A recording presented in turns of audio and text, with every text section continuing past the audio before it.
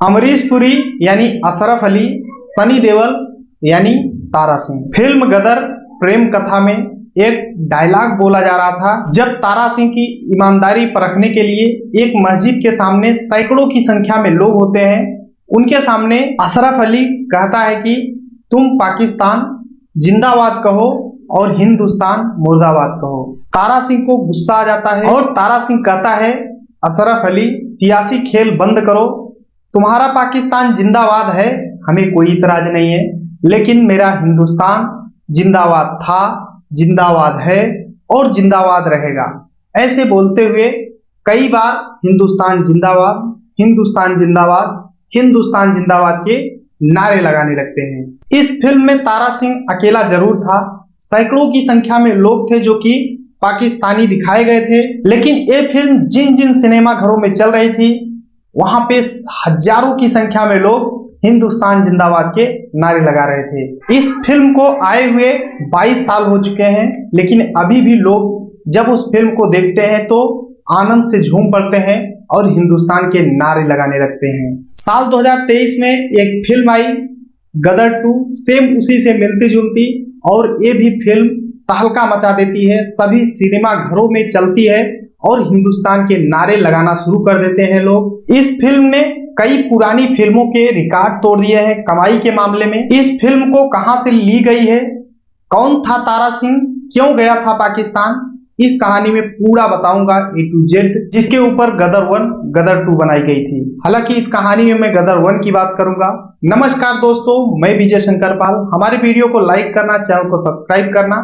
आज की जो सच्ची घटना स्टार्ट करने वाला हूं ये है पंजाब के जालंधर की। द्वितीय विश्व युद्ध चल रहा था, काफी ऐसे सैनिक थे जो ब्रिटिश के लिए काम किया करते थे और ब्रिटिश सरकार के पक्ष में गए थे।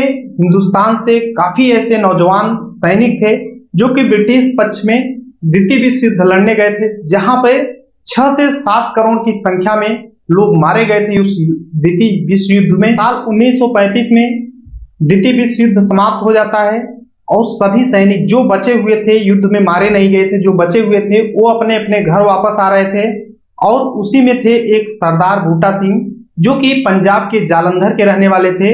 ये भी युद्ध से घर पर आते हैं। हालांकि जब ये युद्ध के लिए गए थे तो इनके माता पिता जिंदा थे, लेकिन जब युद्ध से वापस आते हैं तो इनके माता पिता की मृत्यु हो चुकी थी और ये घर पे आते हैं। इनकी उम्र भी काफी हो गई थी, इनकी शादी भी नहीं हुई थी। घर पे किसानी करना स्टार्ट कर देते हैं। उसके 2 साल बाद 15 अगस्त 1947 को भारत देश आजाद हुआ और पाकिस्तान भी आजाद हो गया। दोनों जब आजाद होते हैं तो एक घोषणा की जाती है कि जो हिंदुस्तान में रहना चाहता है हिंदुस्तान में रहे, अगर कोई हिंदुस्तान से पाकिस्तान में जाना चाहता है तो जा सकता है, अगर कोई पाकिस्तान से हिंदुस्तान में आना चाहता है तो आ सकता है। देश आजाद हुआ था, सभी खुशियां मना रहे थे। इसी बीच कुछ पाकिस्तान के लोग हिंदुस्तान में आना चाहते थे तो वो लोग ट्रेन के माध्यम से आ रहे थे, लेकिन उसमें हो क्या रहा था, जो पाकिस्तान के लोग थे वो इतना गुस्साए हुए थे क्या था, लेकिन वो लोग हिंदुस्तान के लोगों को काट करके मार करके बुरी तरीके से इतना कि खत्म नहीं कर देते थे और ट्रेनों में भर भर के इंडिया में भेज रहे थे। जब इंडिया के लोग ये सब देखते हैं तो इंडिया के भी यानी भारत के भी लोग इसी तरीके से जो पाकिस्तान जा रहे थे उनको भी मार काट करके भेज रहे थे। इस बीच काफी मारा पीट हो रहा था, वो जो जिसको पाता था मारता काटता था। बड़ी संख्या में लोग अपनी जान गंवा चुके थे। जिसको जो मौका मिलता किसी की बहन बेटी का अपहरण कर लेता, उसके साथ गंदा काम करता, फिर उसको छोड़ देता। इस तरीके से क्रिया चल रही थी। इसी बीच एक लड़की होती है जिसका नाम होता है जैनब। वो हिंदुस्तान से पाकिस्तान अपने परिवार के साथ जा रही थी, लेकिन रास्ते में कुछ बदमाश मिल जाते हैं और उनके परिवार वालों को मारना पीटना शुरू कर देते हैं और जैनब को अपहरण करने की कोशिश करते हैं। इसी बीच जैनब जंगल की ओर भाग चलती है और पीछे पीछे जो लोग थे वो खेद लेते हैं, क्योंकि उस समय ऐसा दौर ही चलता था, जो जिसको पाता अपहरण करता, गंदे काम करता बहन बेटियों के साथ। इसी इरादे से खेद लेते हैं। जैनब भागती हुई जंगल की ओर जाती है। उसी रास्ते से सरदार बूटा सिंह आ रहे थे, जो कि सैनिक के एक जवान भी थे। वो घर पे ही उस समय रहा करते थे, लेकिन वो आ रहे थे, देखते हैं कि जैनब भागी हुई आ रहे हैं तो जैनब को बचा लेते हैं। और ये सैनिक थे तो अपने तौर तरीके से वो जो बदमाश थे उन्हें समझाते हैं और वो लोग लौट जाते हैं। फिर जैनब को अपने घर पे लाते हैं। जब घर पे लाते हैं तो उसके बाद एक और गुट आता है 2 दिन बाद और बोलते हैं, बूटा सिंह तुम तो 2 दिन मजे ले लिए, अब इस लड़की को हमारे हवाले कर दो और तुम क्या करोगे इसको रख करके, मैं अब इसका यूज करूंगा, हम लोग इसको ले जाएंगे। तो बूटा सिंह बोलते हैं ऐसा मत करो, एक किसी की बहन बेटी है, इसके साथ ऐसा बर्ताव न करो। वो लोग नहीं मानते हैं तो बूटा सिंह उन्हें समझाने के लिए कुछ पैसे देते हैं। जब वो लोग पैसे पा जाते हैं तो चले जाते हैं। अब जैनब को अपने साथ रख लेते हैं, लेकिन कुछ मतलब लोगों को ये चीजें नहीं अच्छी लग रही थी। तो बूटा सिंह सामाजिक स्तर पर बैठक करके जैनब को अपनी दुल्हन बना लेते हैं, यानी उससे शादी कर लेते हैं। शादी कर लेते हैं, जिंदगी खुशी से चल रही थी। लगभग 10 साल बीत जाते हैं। उन्हीं बीच में उन्हें एक लड़की पैदा हो जाती है जो कि प्यारी सी होती है और इनका परिवार पूरा खुशी से चल रहा था। लेकिन जैसे ही 10 साल बीतते हैं, एक फैसला आता है जो कि हिंदुस्तान पाकिस्तान दोनों तरफ से होता है। फैसला ये होता है कि जो लड़कियां उस समय आजादी के समय छूट गई थी, कुछ लोग अपहरण कर लिए थे, वो लोग अपने अपने देश जाना चाहती हैं तो जा सकती हैं। यानी अगर पाकिस्तान की कोई लड़की मतलब हिंदुस्तान में है और उसके परिवार पाकिस्तान में है तो ये हिंदुस्तान से पाकिस्तान जा सकती है। इसी तरीके से अगर कोई पाकिस्तान से हिंदुस्तान आना चाह रहा है तो आ सकता है। इसी बीच सभी लोग कोतवाली में दे रहे थे कि कौन लड़की कहाँ पर है। इसी बीच जो बूटा सिंह होते हैं, इनके अड़ोसी पड़ोसी जा करके चौकी में लिखवा देते हैं कि एक लड़की पाकिस्तान की यहाँ पर बूटा सिंह, सरदार बूटा सिंह के पास रहती है। तो पुलिस वालों को जब खबर मिलती है तो ये लोग आते हैं और जैनब से बिना उसकी इच्छा, यानी बिना उसकी मर्जी के, बिना पूछे कि तुम्हारा मर्जी है पाकिस्तान में जाना चाहते हो या नहीं, बिना पूछे उसे पकड़ ले जाते हैं। दिल्ली के कैंपों में रखा जाता है। उसके बाद उसे पाकिस्तान के लिए रवाना करा दिया जाता है। हालांकि उधर से भी उसके माता पिता भी एक चिट्ठी लिखे थे कि हमारी बेटी खो गई है, ये नाम है।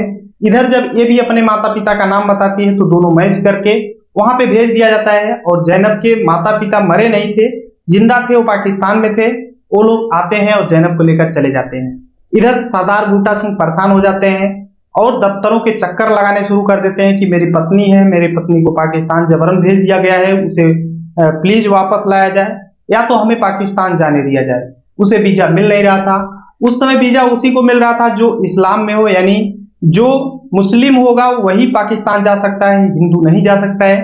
तो सरदार बूटा सिंह भेष बनाते हैं और वो मुस्लिम धर्म ज्वाइन कर लेते हैं और वो अपना नाम बूटा सिंह से जमीर रख लेते हैं और उन्हें जल्दी से वीजा भी मिल जाता है और वो पाकिस्तान के लिए रवाना हो जाते हैं।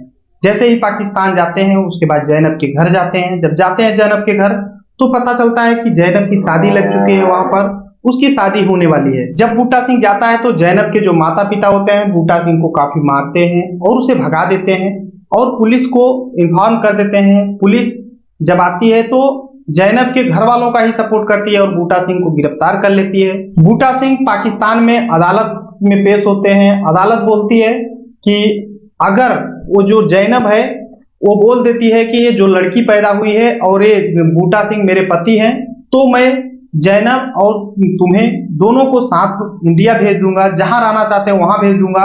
अगर जैनब बोल देती है कि मैं नहीं पहचानती तो तुम जानो, हम नहीं जानते।